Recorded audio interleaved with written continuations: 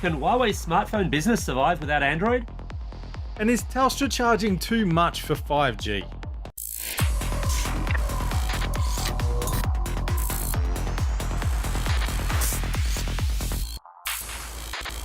Vertical Hold is proudly sponsored by Netcom, taking Australian technology to the global market.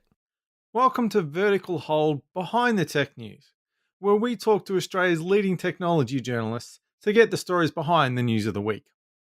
I'm Adam Turner, and I'm joined as always by Alex Kidman, a man who spent a lot less than Clive Palmer on his election campaign, but still won just as many seats. Alex, what were the Vote One Alex Party's major policies?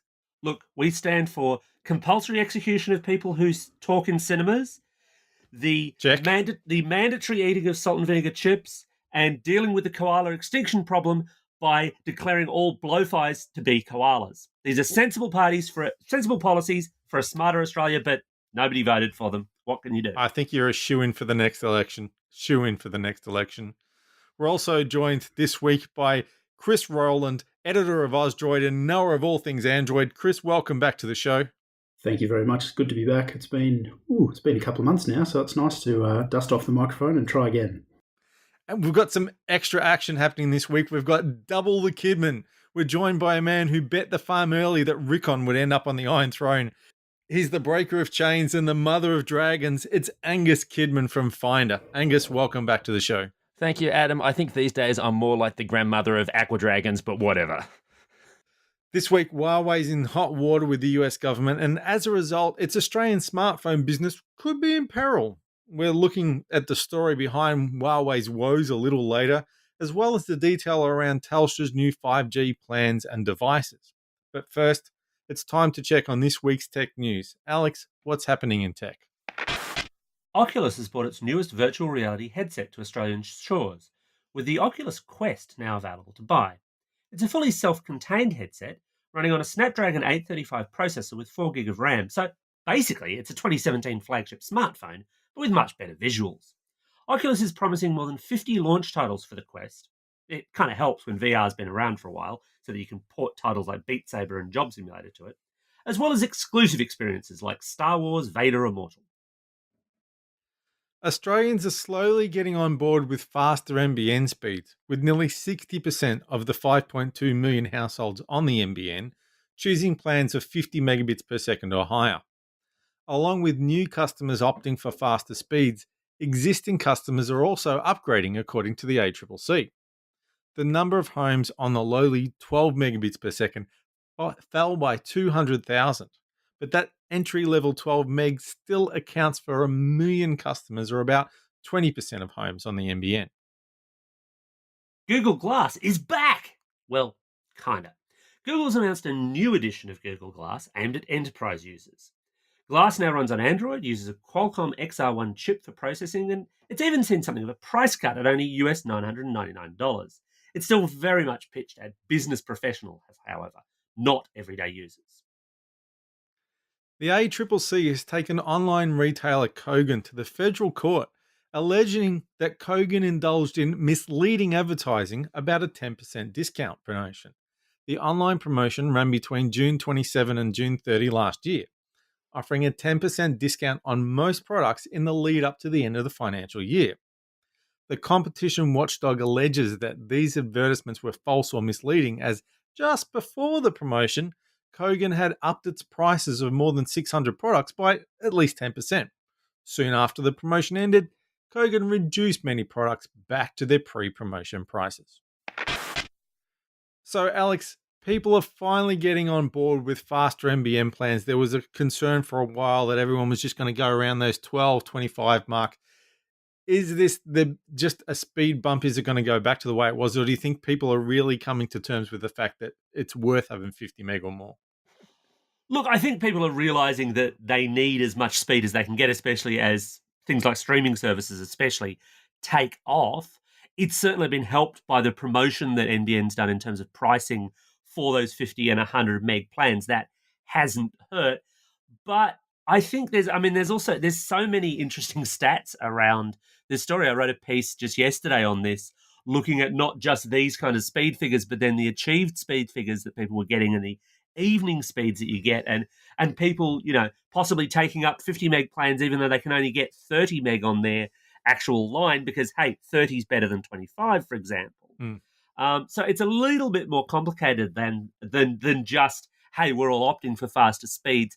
I think there's probably a bit of a begrudging acceptance that we all need to pay a little bit more for them. And that comes down, of course, to that whole CVC thing. Let's not forget, too, that you don't necessarily have a choice. We really have seen most of the major providers have cut out selling the 12s at all. A lot of them have cut out selling the 25s, and they just bring you in at the 50. So if you're one of those people who's got to the end of your 18-month, I must get the NBN thing, it's not necessarily that you thought it was a good idea. It's that you haven't got a choice. I think this mostly comes down to that wholesale policy. I don't think the intelligence or otherwise of broadband users comes into it terribly much.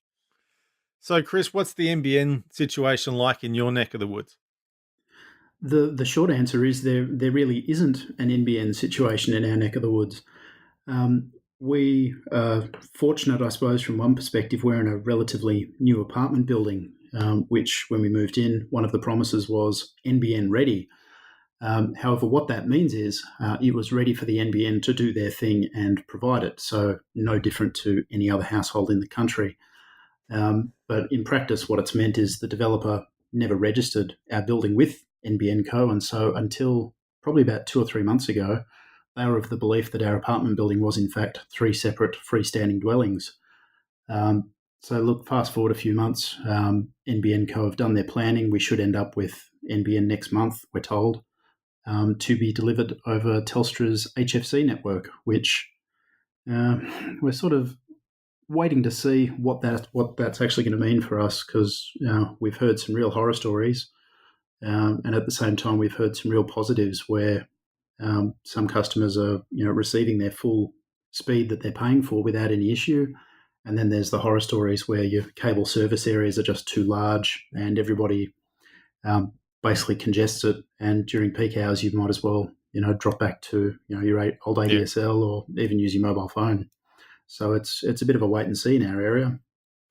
What are you on at the moment while you're waiting for the NBN? We're on Optus 4G at the moment, which is, for the most part, great, except at night when we actually want to use it.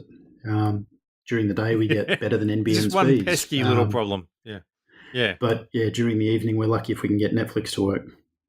The whole speed thing as well, there are some great stats that came out recently around this, around the over 100 meg plan levels, because as much as NBN Co is saying, oh, everyone's taking up faster plans, hurrah, that 100 meg cap is still very, very much present. I think it was My Republic had the most people on a 1 gig plan, and across the nation, it had 47, not 47%, just 47 customers. Telstra, who still have the largest level of market share, has 1 customer. I'm betting it's CEO Andy Penn, but I don't know for sure. So, Alex, things have just gone from bad to worse for Huawei. What's the latest and what can they do about it? So this is a story of international politics and trade and security, and Huawei's kind of squished in the middle, and it depends on whose side of which story you believe as to whether or not they're guilty or not. But fundamentally speaking, the US government has put a block on US companies dealing with Huawei, shipping or exporting to Huawei. And this becomes a big problem when you're Huawei, and a big chunk of your business, especially here in Australia, is smartphones that run on the Android operating system. That'd be the Android operating system as supplied by Google, a US company which, strictly speaking, is now not allowed to deal with Huawei. Now, there are arguments about whether or not this is a security matter, which is officially the US government explanation, that they're saying that Huawei is a company that poses a security risk to the US state. Or if it's a trade negotiation thing with China, it seems like it might tilt towards that more, because a day or two after they announced this, the US government said, we're going to give you 90 days grace, which is not really something that you do for a company where you think, hey, these guys are all hackers, is it? Yeah, that very much smells of, we're just throwing our weight around to see what we can get. And even though perhaps the argument can be made that maybe there's a security risk in letting someone like Huawei build the core of your 5G network, it seems a lot more of a stretch to say, hey, you can't even buy have a Huawei handset with Android on it. Gus, what do you think? How much is Trump trying to use this as a bargaining chip, and how will it play out? I think there's an element of that, but I don't know whether bargaining chip is the right way to look at it. Look, if you look at it in terms of Trump and the Republicans currently, their view really clearly is they would rather that people bought American manufactured products. They don't mind being completely jingoistic and saying, Yeah. hey, we'll have a go at this. So I don't know that they're trying to use it as a bargaining chip, because I think they would settle for nothing happening. All those American-made smartphones, which, no, wait, they're all made in China. They're all made in China. Yeah. Now, Chris, I know you're following this. It's not just Google, though, that aren't allowed to deal with Huawei, is it? No, it's not. In fact, over the last couple of days, we've seen probably the better part of half a dozen different companies, including some strange ones, that have either come out and said, we're not going to deal with Huawei because we don't think we're allowed to anymore, through to rumours of companies as strange as DHL, which, if memory serves, is the Dutch Postal Corporation's courier arm, saying that they rumours going around saying that they wouldn't be able to carry Huawei's mail, which struck me as a little strange, but the company's since denied that one. But the other companies which are coming out saying that they can't deal with Huawei anymore, Google's probably the most prominent. But it's not just their smartphone business which is in jeopardy here. I would argue it's probably their entire consumer business and probably a good swathe of their business and enterprise stuff as well. Intel, for example, won't be able to supply chipsets anymore. Qualcomm are the same, though to memory, Huawei don't use an awful lot of Qualcomm stuff, but there's a good chance that they've licensed some of it to use because Qualcomm's intellectual property is vast. There's even news this morning or last night, I think it was, that UK chip manufacturer ARM, which is based in the UK, now owned by the Japanese, they have apparently had an internal memo circulating advising that as a lot of their intellectual property actually comes out of the States, it is their belief that they are no longer able to license that to Huawei or provide any services to Huawei around that intellectual property. Now, that's a big problem for Huawei, huge. if true, because their chipsets that they make themselves include licensed material from ARM. Now, there's nothing that would stop them from continuing to make the chipsets based on their current knowledge, but they won't get any improvements that ARM might be working on. And that's something you could only sort of assume that would be key to improving their chipsets offering going forward. So between these various companies, Huawei's in a world of trouble. Virtually everybody has put their hands up and said, we either can't or won't deal with you. And if you're Huawei, virtually all of your suppliers have now cut you off. It'll be interesting to see what, if anything, they can do from here. So in terms of Android, if they're blocked from using Android, do they have alternatives on hand or in the pipeworks?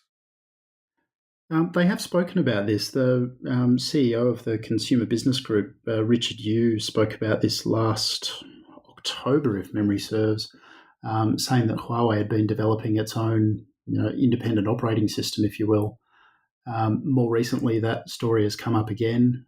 There was some hint in a very poorly translated article from Chinese that perhaps this operating system that they've been developing can actually run Android apps. Now, that, again, is huge if true, but one can only sort of point at other examples where companies have tried to do this. BlackBerry, if memory serves, tried to run an Android emulation layer for a little while, and it was horrible. Every app ran in its own little sandbox. There were no Google services. It was just a joke. And one sort of can only really look at that as an example as to what Huawei might be working on. Without Android apps, without Google services, they would want to have something very compelling. Otherwise, I'd say they're in strife. Even if it can run Android apps, it's an unknown. With people skeptical enough as it is of Huawei's products, given the fear-mongering going around about 5G, national security and the rest, without a compelling claim to the consumer to actually part them from their money, I don't see that this works for Huawei, an alternative operating system or not. I just can't see how they're going to sell it unless they've literally got a miracle up their sleeves. So, Chris, obviously, Well, I mean, Huawei's been doing, as we know, some really really great phones, some really nice devices of late in the premium space, but also some decent value stuff, which is sold in bulk. Their local sales figures are not insignificant. They're not market leader here though. But what does that mean for people who currently have a Huawei phone? Well, there it's a little bit less clear. I think the immediate answer for those people is, well, your phone will continue to do everything that it does today. In fact, Huawei themselves have said there's no risk whatsoever in buying existing stock that's available in retailers and online. It will work with Android, work with Google services, and do everything that you would expect a Huawei phone with Android to do. The real uncertainty, I think, from feedback from our readers and also that I've read elsewhere, is that the guarantee of operating system upgrades is now out the window. There is some question as to whether the Huawei P30 Pro, for example, was only recently launched for $1,500 odd dollars. There's now questions, a month or two later, as to whether that phone will ever see a major operating system upgrade now. Um, the answer, based on what we know today, would appear to be not. Um, Huawei are trying to assure people that that's not the case, but looking at how much input they would need from Google to release a major Android upgrade, it's hard to see how they could do that without any cooperation from any of their vendors. And it's all just a bit up in the air. The messaging from Huawei has been anything but clear. One can only imagine that the frantic phone calls within Huawei continue trying to work out what on earth they do. When every day you've got more and more announcements of companies saying, we're not dealing with you anymore. Now, obviously, they get by in China, very well in China, in fact, of course, without Google services on what are ostensibly Android phones, though. But do you think there's a market where they could use the open source portions of Android, which Google can't do much about the licensing of? Huawei's free to grab those. Do you think they can do enough with that to make a compelling future device? Because that's the other part of this story. It's not just the existing phones. It's, of course, the stuff that was coming next. The Mate X we know about. The Mate X we know about, and then presumably the Mate 30 series as well. That's a very good question. The short answer is we simply don't know. There's not much of a precedent for this. The only other major manufacturer that has used Android without a hint of Google services has been Amazon with their various Fire products. And I've not used one personally, but they certainly don't seem to be your full-featured Android experience. Now, that there is some suggestion that Huawei could use the open source parts of Android and cobble together enough to make an experience of sorts. Whether it would be the kind of premium experience that customers have come to expect, that's another question entirely. Without knowing more, I would think that it cuts the value proposition at least in half, because one of the big buy-ins for Android, as it is for Apple with iOS, is that it ties in with all the Google services that people want to use, be it Play Music, YouTube, access to the Play Store to buy apps. None of those functions are available if you take Google's proprietary code out of Android to arrive at the open source version. So much of what makes the Android that we all know Android is actually proprietary Google code, which manufacturers have to be able to license and in fact license. Things like the setup process, which is fairly standardized across Android these days, that's a proprietary service. Google Drive, location APIs, all of that stuff is proprietary. And if you take that out of Android, you're not really left with much. Huawei would need to be implementing an awful lot of stuff to fill that gap. And given the timeframes that you could only assume they're operating on, if they were planning to announce a phone in October, they would need to be engineering this stuff probably months ago. The only conclusion you can really reach is that if they are going to release a phone in October, or if they were going to release a phone in October, they probably aren't now. So, Alex, we've been hearing about 5G for so long. It's coming, it's coming, it's coming. It's here. It's finally here. Is it actually worth waving your arms in the air about who's doing what? So the big news this week was out of Telstra. They announced their first 5G mobile hotspot product, and about an hour later, their first 5G phone. Now, if you're Optus, you could be somewhat peeved because technically speaking, Optus has already launched 5G. It's just that you had to be a customer in a very specific area that Optus selected to trial their devices at a specific price on a fixed 5G service only. Telstra is doing something a little bit different because it's doing phones and it's doing mobile hotspots. In fact, there is no sign as yet of a fixed broadband 5G service from Telstra, although that is something they have talked about doing in the past. The basic rundown is that the 5G network itself will go live to consumers in selected areas on the 28th of May, and that's in very, very limited areas of Adelaide, Brisbane, Canberra, the Gold Coast, Hobart, Launceston, Melbourne, Perth, Sydney, and Toowoomba. So it's actually a slightly wider coverage area than Optus is initially covering, and they're offering up two products. Neither of these are news. We knew they were coming. The HTC 5G Hub is their mobile hotspot product, and the Samsung Galaxy S10 5G will be their first phone. So, Gus, we've been in this game for a long time. We've been hearing about 5G forever. How much of a real world impact do you think this is going to? How many people are going to rush out to get one of these phones when you can probably only use it within a few streets of the CBD in a lot of places? It's going to be a slow burn in terms of people getting on board here. It's definitely not going to be the case that there's going to be a mass market rush. There never has been when we've had network upgrades. We know that. It hasn't been the case in the past. It won't be the case this time around. The thing that really jumps out at me about that is that after all this ranting and raving about, oh my goodness, it's going to be great, it's going to be fast, when asked this week, well, how fast is this going to be? Telstra's answer was, well, yeah, look over there, shiny hotspot. Basically a version of, oh, we really don't want to specify that. And while it's understandable that you don't want to get locked down, especially because the ACCC would probably come in on it, there is a real sense that in the past, when we had the launch of the previous upgrades of these networks, there has been boasting about an indicative high speed, and that is conspicuously absent on this occasion. So, Chris, if the NBN goes pear-shaped in your area, would 5G grab your attention? Look, it just might. I mean, we've even with 4G. So I'm on Telstra's 4G network for my personal phone. And in the office this morning, I was talking to somebody about what they could do at their place because they too don't have the NBN. Even on Telstra's 4G network, on a good day, I can pull down 3 times the speed of the fastest NBN plan, and that's using technology that's now a couple of years old.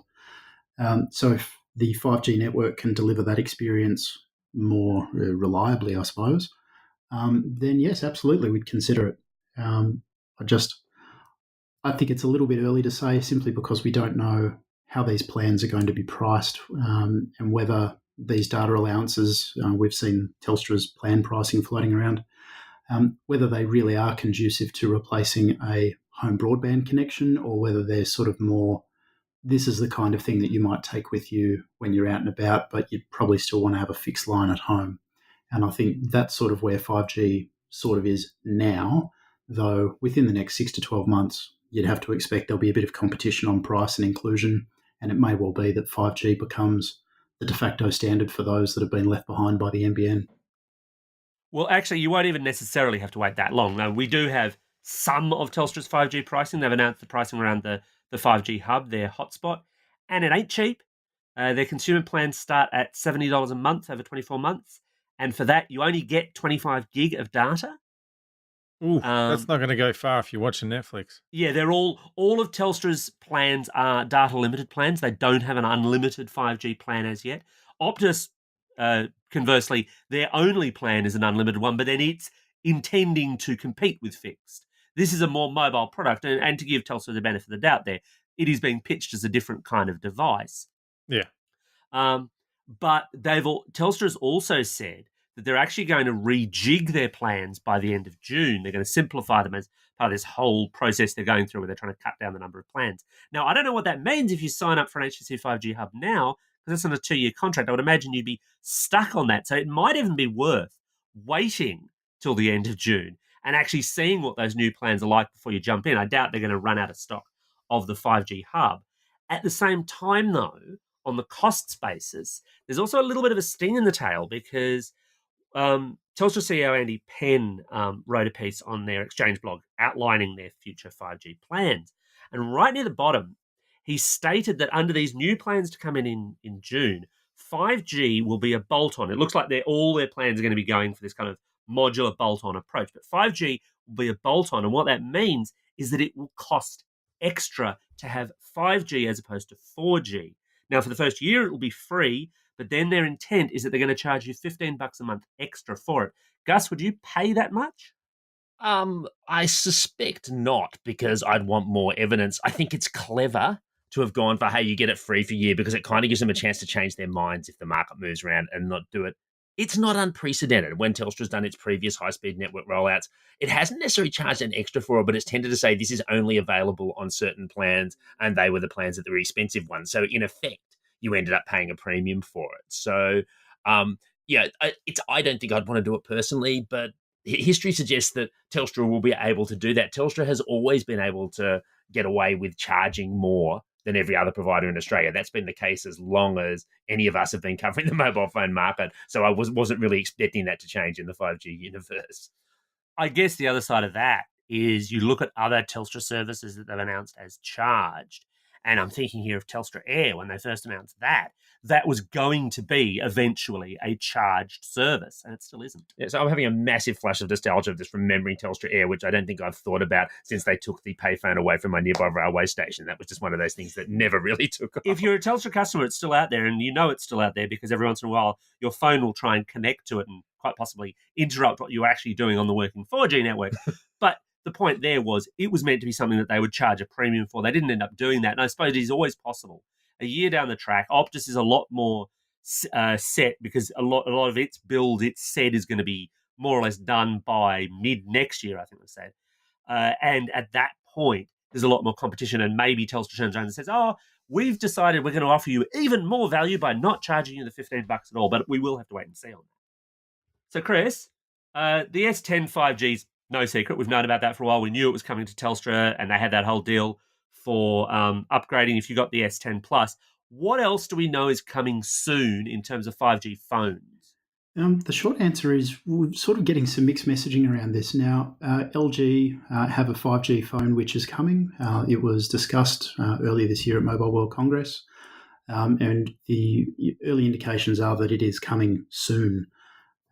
Given that we've got Telstra bringing 2 devices to market next week, could only sort of conclude that LG's product won't be far behind, though there's no indication that it will be there immediately at the same time. Other things in the pipeworks, Oppo have a 5G phone, which we're led to believe will be coming to Australia at some point, though off the top of my head, I can't remember what undertakings. Is this their weirdly named Renault phone? It is. Now, we've seen and used and quite liked this phone, which I'm not actually sure that we're allowed to talk about, so I won't say anything further. But we do understand that will be coming to Australia at some point. That phone, that one.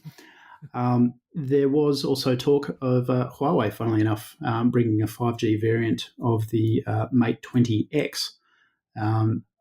Whether that is still coming or not kind of remains to be seen. One would believe that this has already been built and already licensed, though there was some discussion, I believe, in the UK, I think it was, where it hadn't actually received all the necessary certifications, so it is possible that may get shelved.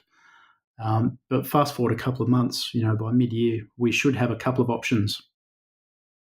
I think the UK carriers have actually said now that they're not going to stock that phone, or they're not looking to stock that phone, which I guess means, of course, there might be some Mate 20X 5Gs around for a carrier to pick up cheaply. But those are all really flagship devices, which is an interesting play in and of itself.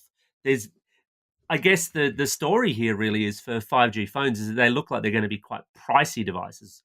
How long do you think it'll be before we see a mid-range or budget 5G phone? Tough luck, peasants.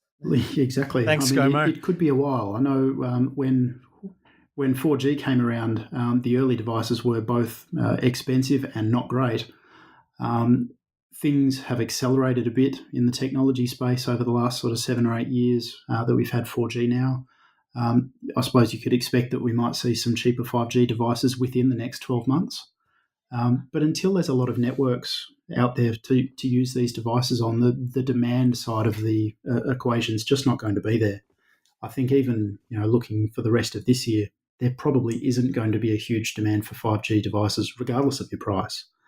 It may well be sort of early next year. I'm thinking Mobile World next year, for example. The theme of the show could well be, look, 5G is here now. It's been rolled out. Now let's actually make it affordable, and we might see some mid-range phones come with 5G support. But I don't think it'll be this year. I would love it if the first cheap 5G phone came from Aldi, and it was just like a special buy on one Saturday. You can buy that and a cheap pair of snow boots. So the sounds of static signify that it's time once again to wrap up another episode of Vertical Hold. But we'd love to hear from you. Do you think 5G is the future, or is it just another way to get hold of your money? Would you now buy a Huawei phone, or is the brand now damaged to you? Send us your feedback via Twitter or the Vertical Hold Facebook page. Thanks to Chris for joining us for the show. Pleasure. And to Gus for making an appearance as well. Thank you. And thanks everyone for listening. Remember, we're on a big push to reach more people this year. So give us a shout out, get on your favorite podcasting platform of choice, and leave us a review to help spread the good word.